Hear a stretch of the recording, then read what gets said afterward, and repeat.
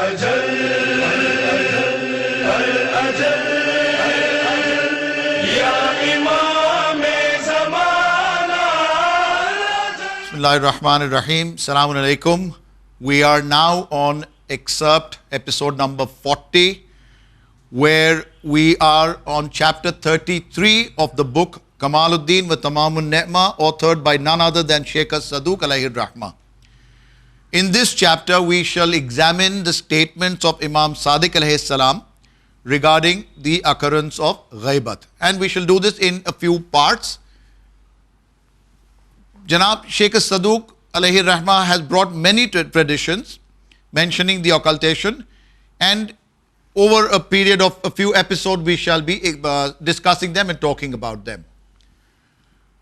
Once some companions came to meet Imam Sadiq alayhi salam and saw him sitting on the floor and crying like a mother who has lost her baby or whose son has died. He was wailing and calling out to the Almighty and remembering Imam Mahdi alayhi salam. When his companions asked him for the reason for this state, the Imam replied that he was referring to the book of Jafar wherein he viewed the circumstances of Imam Mahdi alayhi salam, and so grief overwhelmed him.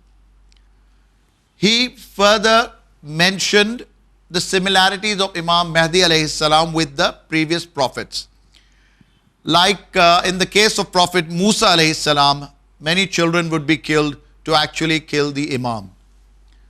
Then, just as there was confusion surrounding the occultation of Prophet Isa alayhi salam, there would be confusion about the occultation of Imam Mahdi alayhi salam. Just as the people of Hazrat Nuh alayhi salam were tested, likewise the people would be tested during Imam Mahdi alayhi salam.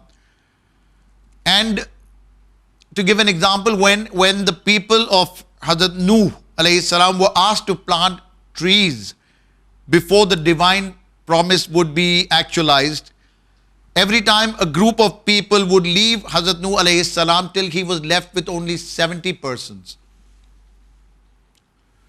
Allah revealed to Hazrat Nuh alayhi salam that had the promise been fulfilled earlier, before the so-called believers apostatized, then these apostatizing men would have become heirs in the land along with the true believers and would later spread corruption. They would then face their brothers with enmity and would battle them in pursuit of leadership and the distinction of commanding and forbidden. Likewise, the days of occultation of Imam Mahdi alayhi salam will be lengthy, so that the truth may become clear and the belief may become pure from impurity by the apostasy of everyone from the Shias of a wicked disposition, who are feared they are hypocrites when they expect heirship and empowerment and a vast security in the reign of the Qaim alayhi salam.